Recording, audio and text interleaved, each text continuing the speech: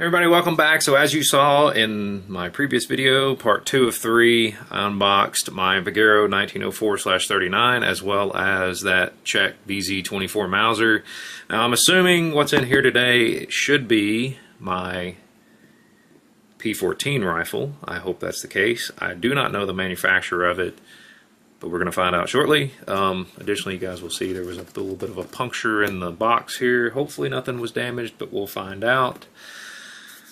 And yes, as I stated previously, this is a long-awaited order. I finally got it, and since I did get it, I'm probably going to place another order for something else now, because I guess I'm a glutton for punishment, maybe a masochistic, I don't know. Anyway, without further ado, let's dive off into it and see what's in this box. Let's go ahead and cut the tape.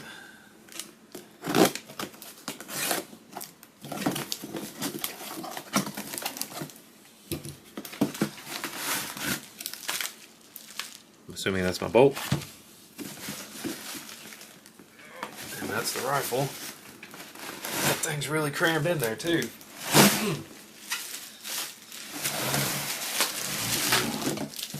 get this box out of the way.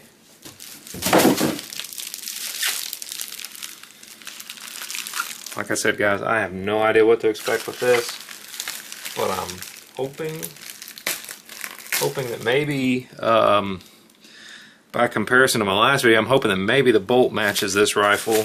That would be really nice.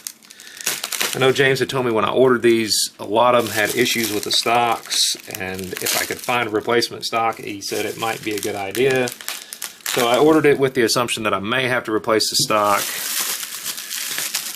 Anyway, let's check it out.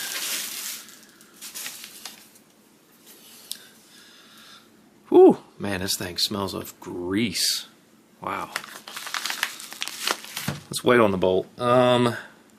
So, right off the bat, let's see. How well you guys can see this, I'll have to put a picture in. That is an ERA. I'm assuming that's Eddystone Remington Arms, 464291. If my history isn't wrong, I think this was manufactured sometime around 1917. Now, you can see it does have a huge split right here, and it was repaired. Looks like it was probably repaired by Hunter's Lodge. Will it work? I don't know. But I may try to find me another stock that looks a little nicer. But let's just kind of show you what it looks like. And as I go along, I'll be inserting pictures. Notice the remains of that volley sight.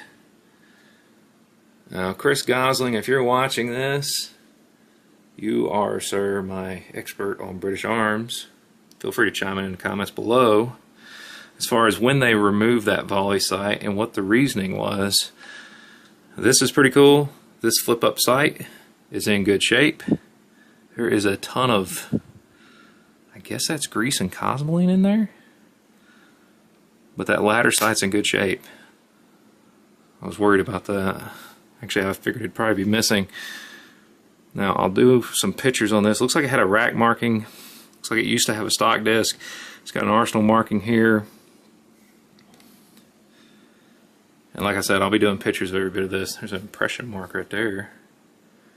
It looks like this upper handguard was probably a new old stock one that was shoved on here at some point. And quite honestly, James may have been the one to do that. This looks like it very well could be the original sling. I know it's gnarly enough looking to be that way. Let's look at the butt plate. Butt plate looks good. I guess I could check it. See if there's anything down in there.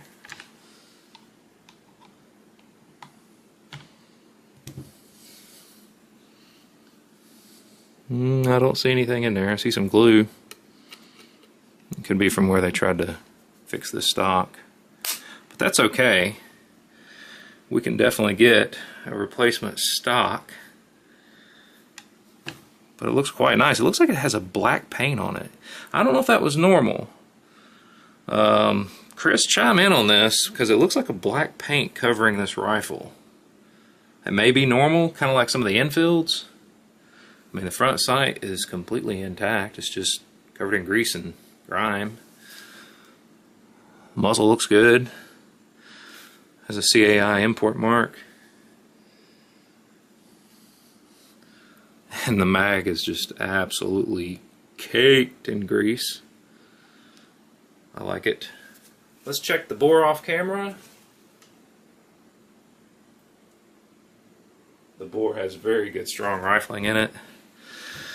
Now the million-dollar question. Does the bolt match? Let's find out.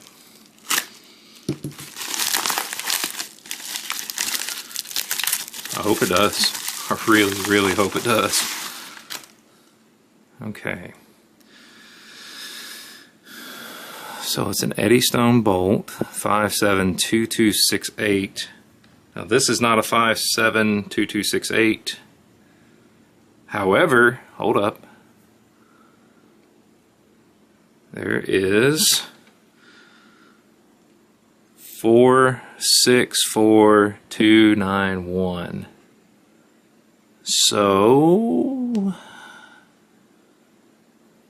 that would lead me to believe that this bolt was possibly force matched to it. You guys let me know. Those of you that know more about the history of these rifles. Wow, this thing's really hard to cock. Of course, you have your safety here. Let's move it all the way back. It does disengage. Let's take the safety off. Let's make sure that drops. Yes, it does drop. Sweet. I'm going to call that a matching bolt, even if it's force matched. But that is quite nice. Like I said, guys, I'll insert tons of pictures on this so you guys can see. Yeah, that's cool. I do know on most of these volley sights they ground them down, and they ground down the post too. This one looks like the post is still here, but being the fact that the stock back here has got this incredibly huge split in it, I may opt for replacing this lower stock and then probably strip the upper handguard and try to match it. I'm not sure yet. I know Prestigious Wood Stocks does offer entirely new replacement stock sets for these, but they're incredibly expensive. I'm not saying that I'm not saying that they're not high quality, because I bought some of his Enfield stocks before, but they're very expensive, I would imagine, because it's just a more complicated piece of wood to mill out. But I'm super happy with this. I mean, it's covered in grease and what appears to be Cosmoline, best I can tell. Yeah, that is an ERA 464291. It's not at the end of production, but it's most likely sometime in 1917, I think. I don't know a lot of information about these, or I don't have a lot of information about these rifles, but it is completely gnarly. Definitely needs a good cleanup. But that is the P14. Now, you guys can reach out to James if you want to. I think they still had quite a few of the P14s. I know in speaking with him on the phone, he actually preferred the P14 to the P17, which you guys have seen my past video on my P17. Super nice rifle. It's also an Eddystone, which I think is really cool. It's cool to have two Eddystones, a P14 and a 1917. So pretty happy about that for sure.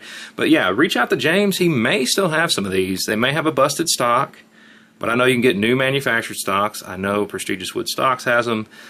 I know also Gun Parts Corp has some that are of Italian manufacture. They're a little bit cheaper, but it's just a lower stock. I want to say those are about $250. And I think Apex has replacements of these. I think they actually have some DP stocks. So if you're in need of a P14 stock, that's a place to get them. But yeah, I'm very happy with this. Funny story, years ago I bought a bayonet for what I thought was a Springfield for the 1903 rifle, but it was actually for this super long bayonet. I'll have to drag it out after I get this cleaned up and show you guys. But I couldn't be happier with this. I mean, this is cool. And as far as I'm concerned, as far as I understand, that bolt matches. So I'm stoked about that. So anyway, just want to thank you guys for tuning in. Thank you guys for sharing this passion of mine. Thank you to my subscribers most especially. And thank you guys for all your likes, your shares, your comments. Make sure you hit the bell notification. Sign up for alerts. Actually, it's not up there. It's on my channel below this video because I'm not real smart when it comes to video editing. But anyway, I'll try my best to post deals as I find them. But yeah, I think Hunter's Lodge still has some of these. Like I said, I don't remember. Like I said in the last video, I bought this almost a year ago. I have no idea what I paid. I don't even remember. I'd have to dig out my invoice. But anyway, as always, thank you guys for watching. And until next time, you guys have a great day.